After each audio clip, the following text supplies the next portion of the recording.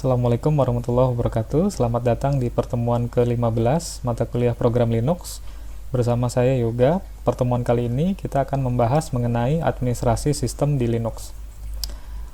Oke, yang pertama kita akan bahas mengenai tugas Linux Administrator. Jadi tugas yang umumnya dilakukan seorang Linux Administrator adalah misalnya melakukan instalasi dan konfigurasi sistem Linux. Jadi Linux admin perlu tahu cara melakukan instalasi dan pasca instalasi terhadap Linux. Kemudian dia melakukan manajemen pengguna, baik melakukan penambahan, penghapusan, pengubahan, ataupun nanti grupnya.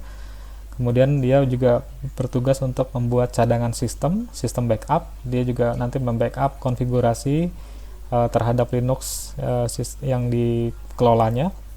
Kemudian tugas Linux tadi, administrator juga memonitoring kinerja sistem. Artinya nanti kalau terjadi penggunaan resources yang tidak wajar dan sebagainya, nah dia perlu tahu kinerja sistemnya seperti apa. Kemudian memberikan dukungan teknis dan bimbingan terhadap pihak lain, misalnya programmer. Kalau programmer telah selesai membuat program dan akan mendeploy di Linux yang dia kelola, maka dia perlu melakukan koordinasi dengan programmer. Oke, kemudian melakukan pengamanan sistem, atau nanti kita akan bahas di slide-slide selanjutnya sistem hardening. Kemudian melakukan pembaruan sistem. Jadi si tugas Linux Administrator tadi melakukan pembaruan secara berkala, baik melakukan update software ataupun kernel Linux. Kemudian melakukan pemeliharaan sistem, misalnya dengan memantau log, menghapus log yang tidak terpakai, melakukan tuning sistem dan sebagainya. Kemudian melakukan dokumentasi, catatan, log terhadap kejadian terhadap sistem, misalnya Linux tadi melakukan perubahan terhadap kernel hari ini, jam berapa, nanti dia akan catat. Kemudian yang tidak kalah penting adalah tugas Linux Administrator adalah mempelajari teknologi baru dan beradaptasi dengannya, karena pasti setiap saat teknologi berkembang dan Linux Administrator perlu belajar dan cepat beradaptasi. Oke, ini saya ambil contoh lowongan Linux Administrator dari website ini, Jobstreet, di Metrodata ya, sistem administrator Linux. Nah, di sini ada job desk yang lebih real gitu.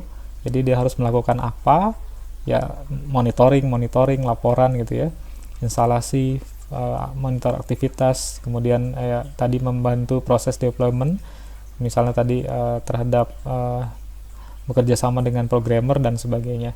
Kemudian ini kualifikasinya, jadi yang perlu dipelajari apa. Jadi ini contoh lowongan real terhadap jika teman-teman ingin menjadi Linux Administrator.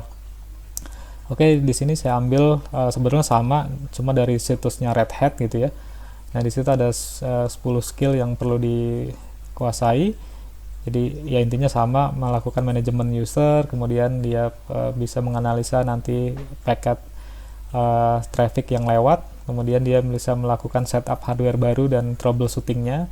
Dia bisa melakukan backup dan restore. Kemudian si administrator tadi juga bisa men-setup router dan firewall, bisa men-setup switch, bisa melakukan ini manajemen security information dan event management dan monitoring sistemnya.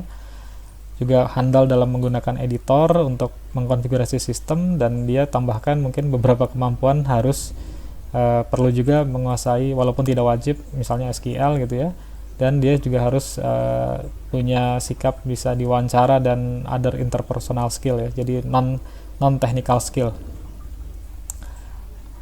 Oke, ya di sini sebetulnya umum, jadi apa yang harus disiapkan nanti saat teman-teman di dunia kerja nanti, seandainya setelah lulus kuliah.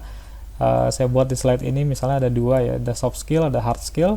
Soft skill terkait dengan sifat pribadi teman-teman, misalnya nanti jujur, integritas, etika, sopan santun, pekerja keras, teamwork ya, kemudian loyal terhadap pimpinan dan lain-lain. Jadi soft skill bisa adalah dipelajari, tapi juga ini adalah implementasi dari sikap teman-teman, tapi juga ada hard skill ya, jadi keahlian teknis di bidang ilmu komputer yang diminati.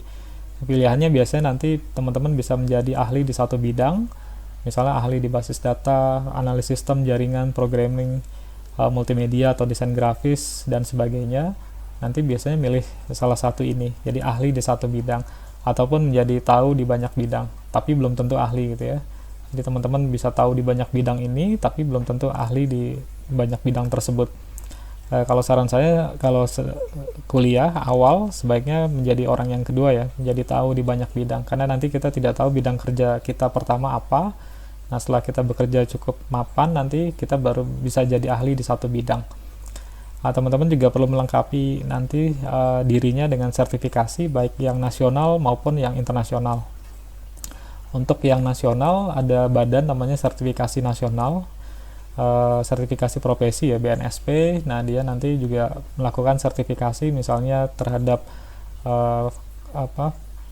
ahli informatika, nanti dibagi lagi itu ahlinya, misalnya nanti ada di bidang jaringan, di bidang aplikasi, di bidang multimedia dan sebagainya. Nah, nanti silakan diikuti sertifikasi nasionalnya.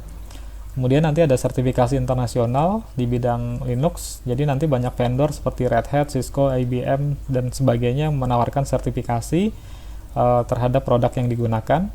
Nanti biasanya pekerja yang berhasil menyelesaikan suatu program itu dapat mewakili diri sebagai pengguna yang tersertifikasi. Jadi beberapa sertifikasi mungkin secara substansial akan meningkatkan pendapatan dan prospek karir pekerja TI. Jadi nanti teman-teman bisa automatically mungkin gajinya akan bertambah dengan adanya sertifikasi internasional. Kemudian juga nanti banyak pilihannya ya. Nah, di bidang Linux itu ada beberapa sertifikasi yang bisa teman-teman ambil. Misalnya yang pertama ada Red Hat Certified Engineer dari Red Hat, kemudian dari Oracle Linux System Administrator, kemudian ada juga LPI itu Linux Professional Institute, kemudian ada LCFE yang LFCE, di sini ada Linux Foundation, Certificate Engineer, kemudian ada dan sebagainya, CompTIA Linux Plus. Nah, ini contoh di Red Hat. Jadi ada yang administrator pemula, ini yang harus diambil sertifikasinya. Kemudian untuk yang senior, semi senior ya. Kemudian ini untuk yang senior administrator, ini yang diambil. Nah, ini untuk recertified. Jadi biasanya masing-masing vendor sudah punya track sertifikasi seperti ini. Oke, selanjutnya kita bahas tools atau yang bersifat GUI ya, yang membantu para sistem administrator. Sebetulnya ada banyak, cuma yang saya tulis ada mungkin 10. Mulai dari Webmin, nanti dia tools yang berbasis web-based untuk administrasi sistem. Dari Linux server tadi, ada ZenMap, biasanya dia untuk mendiscovery network issue ya. Kalau ada isu di bagian jaringan, maka kita bisa gunakan ZenMap. Ada Cockpit, ini juga seperti Webmin untuk administrasi tools. Ada cPanel, dia juga berbasis web. Biasanya kita kalau hosting sistem panelnya adalah cPanel ya misalnya. Kemudian ada PHPMyAdmin, dia untuk mengadministrasi MySQL. Ada MySQL Workbench, nanti kita sudah pelajari di pertemuan sebelumnya. Kemudian ada Apache Directory, dia berbasis Eclipse. Kemudian ada Nagios, ini juga sama untuk monitoring. Kemudian ada Sorwall, ada Wireshark, ini juga salah satu tools yang cukup populer untuk menganalisa paket ya, paket sniper. Oke, kita bahas tidak semuanya tapi. Yang pertama ada Webmin, itu adalah tadi alat berbasis web ya, yang dapat menggunakan hampir semua tugas sysadmin di sisi server untuk mengelola seperti ini.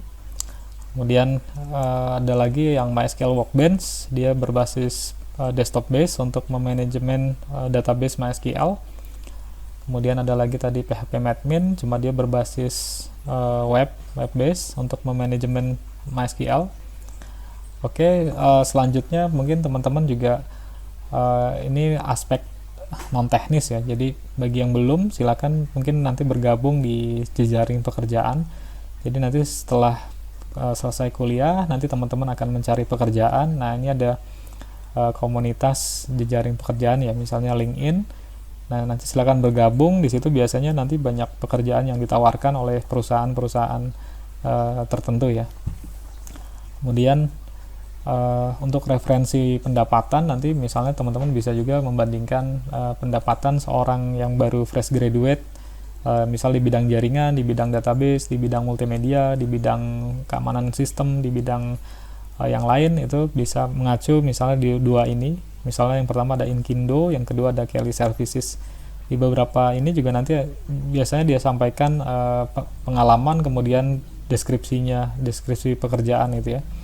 Jadi silakan dipantau. Kemudian teman-teman juga bisa cari pekerjaan di website seperti ini untuk nanti bisa mendapatkan pekerjaan yang diinginkan ya.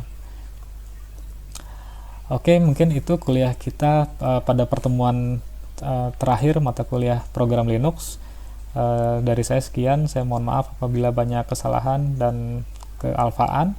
Nanti kita bisa diskusi di lain kesempatan. Sampai jumpa di lain kesempatan. Terima kasih. Wassalamualaikum warahmatullahi wabarakatuh.